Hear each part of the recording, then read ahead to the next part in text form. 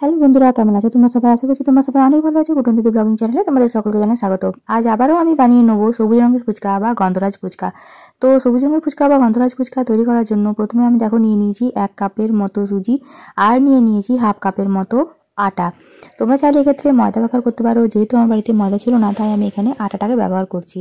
এখানে কিন্তু তোমরা মনে রাখবে, যখন তোমরা ফুচকা তৈরি করবে বাড়িতে, তার জন্য কিন্তু অবশ্যই সুজির পরিমাণটা একটু হলেও বেশি নিতে হবে। এরপর দেখো আমি এখানে মিশিয়ে নিচ্ছি একটা সবুজ রঙের পাতা। এটা হলো আমাদের বাড়ির পালং শাক। সেই পালং শাক পাতাটাকে আমি খুব ভালো করে আগে জলে কিছুক্ষণ ভাপিয়ে নিয়েছিলাম। এরপর সেটাকে আমি খুব ভালোভাবে পেস্ট করে নিয়েছিলাম, আর এখন এই পাতার পেস্টটাকেই আমি এটার সাথে খুব সুন্দর করে মিশিয়ে নেবো। এখানে কিন্তু আমি এখন কোনো রকম নুন বা অন্য কিছু ব্যবহার করছি না। আর এটা হলো পালং শাক পাতা যে সেদ্ধ করা জলটা, সেই জলটা দিয়ে আমি এখন এটাকে মেখে নেবো। কারণ এতে একটু পরিমাণ জল লাগবে, মানে সামান্য পরিমাণ জল এতে লাগবে। তো ভাবলাম যে সেই গরম জলটাই যদি দিয়ে মাখি তাহলে কীরকম হয়।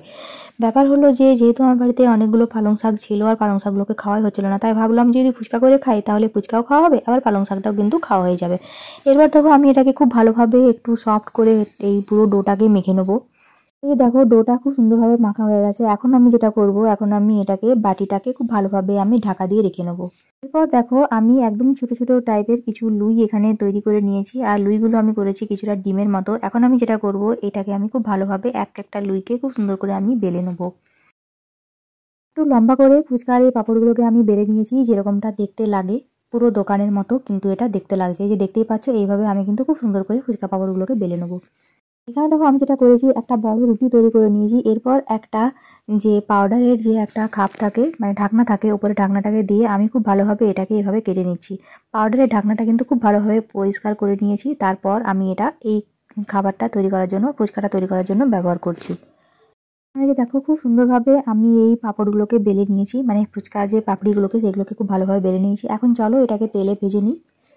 তাই আমি দিয়ে নিয়েছি বেশ কিছুটা রিফাইন তেল, এবং এই রিফাইন তেলটা গরম হয়ে গেলে আমি এখন এই ফুচকাগুলোকে খুব ভালোভাবে ভেজে নেবো।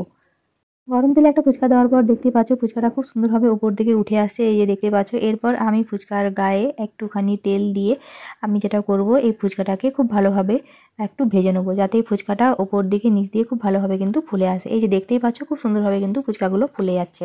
এভাবেই আমি বাকি ফুচকাগুলোকেও খুব ভালোভাবে ভেজে নেবো। এখন এই যে দেখো ফুচকাগুলোকে আমি খুব ভালোভাবে ভেজে নিয়েছি। এই যে দেখতেই পাচ্ছ দুটো এপিট ওপিট খুব ভালোভাবে কিন্তু ফুলে গেছে। এখন আমি যেটা করবো, ফুচকাগুলোকে আমি সামান্য রোদে দিয়ে নেবো। কারণ যেহেতু আমি এটা সকালে বানিয়েছি আর খাবো হচ্ছে বিকেলে, সেই জন্য আমি এটাকে সামান্য পরিমাণ রোদে রেখে দেবো, যাতে এগুলো একদম কড়মড়ে টাইপের থাকে। তার মধ্যে যে তেঁতুল জলটা থাকে, সেই তেঁতুল জলটা আমি এখানে তৈরি করে নিয়েছি। এখানে আমি নিয়ে নিয়েছি সামান্য পরিমাণ তেঁতুল, আর নিয়ে নিয়েছি পুদিনা পাতা এবং কিছুটা পরিমাণ ধনে পাতা। এরপরে তিনটেকে খুব ভালোভাবে আমি পেস্ট করে নিয়েছি। এখন দেখো আমি এতে মিশিয়ে নিচ্ছি সামান্য পরিমাণে লেবুর রস, আর 1 চামচ চিনি এবং 1 চামচ নুন আমি এতে মিশিয়ে নেবো। এরপর দেখো সামান্য পরিমাণ জল দিয়ে আমি এই যে বেটে রেখেছিলাম এই বাটাটাকে আমি খুব ভালোভাবে জল দিয়ে গুলে নেবো। এই যে দেখতেই পাচ্ছ খুব সুন্দরভাবে কিন্তু টক জল হয়ে গেছে, মানে তেঁতুলের যে টক জল সেটা তৈরি হয়ে গেছে। এখন দেখো আমি তাওয়াতে নিয়ে নিয়েছি গোটা জিরে, গোটা ধনে এবং সামান্য পরিমাণে মৌরি, আর নিয়ে নিয়েছি সামান্য পরিমাণ বাদাম। খুব ভালোভাবে এগুলোকে ভেজে নিয়ে আমি মিক্সিতে পেস্ট করে নেবো। এখানে দেখো আমি নিয়ে নিয়েছি আলু সেদ্ধর সাথে আমি নিয়ে নিয়েছি কিছুটা পরিমাণ ছোলা সেদ্ধ। এরপর আমি এখানে নিয়ে নিয়েছি পেঁয়াজ কুচি, লঙ্কার গুঁড়ো, চাট মশলা এবং যে মশলাটা তৈরি করে রেখেছিলাম সেই মশলাটা গুঁড়ো। এরপরে প্রত্যেকটা উপকরণকে আমি কিন্তু খুব ভালোভাবে মেখে নেবো। আরেকটা কথা তোমাদেরকে আমি বলি, আমি যে তেঁতুলের জলটা তৈরি করে রেখেছিলাম সেই তেঁতুল জলের মধ্যেও আমি এই গুঁড়ো মশলাটাকে সামান্য পরিমাণ দিয়ে নিয়েছিলাম, আর দিয়ে নিয়েছিলাম সামান্য পরিমাণে লঙ্কার গুঁড়ো। মশলাটা প্রায় মাখা হয়ে গেছে, এর মধ্যে আমি দিয়ে নিয়েছি সামান্য পরিমাণে চানাচুর। এখন দেখো এই তেঁতুলের জলটাও একদম তৈরি হয়ে গেছে। তো চলো এবার একটা প্লেট নিয়ে ফুচকাগুলোকে তৈরি করে নিই। এখানে দেখো আমি একটা ফুচকাকে খুব সুন্দর করে ফাটিয়ে নিয়েছি। এরপর চামচের সাহায্যে সামান্য পরিমাণে মশলা আমি এর ভিতরে ঢুকিয়ে নেবো। এরপর 1 চামচের মতো তেঁতুলের জল আমি এই ফুচকাটার মধ্যে দিয়ে নেবো।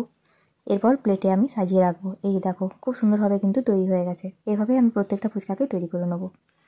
প্রত্যেকটা ফুচকাকে আমি এভাবে তৈরি করে নিয়েছি। ফুচকাটা কিন্তু দেখতে যেরকম হয়েছিল সুন্দর, খেতেও কিন্তু সেরকমই হয়েছিল, একদম অসাধারণ। তোমরা কিন্তু চাইলে এভাবে অবশ্যই ফুচকা বাড়িতে তৈরি করে নিতে পারবে, একদম কম সময়ের মধ্যে এবং কম উপকরণ দিয়ে। ভিডিওটা ভালো লেগে থাকলে চ্যানেলটিকে লাইক, সাবস্ক্রাইব, শেয়ার করতে একদম ভুলো না। সবাই খুব ভালো থেকো, সুস্থ থেকো। খুব তাড়াতাড়ি দেখা হবে তোমাদের সাথে একটা পরের ভিডিও নিয়ে।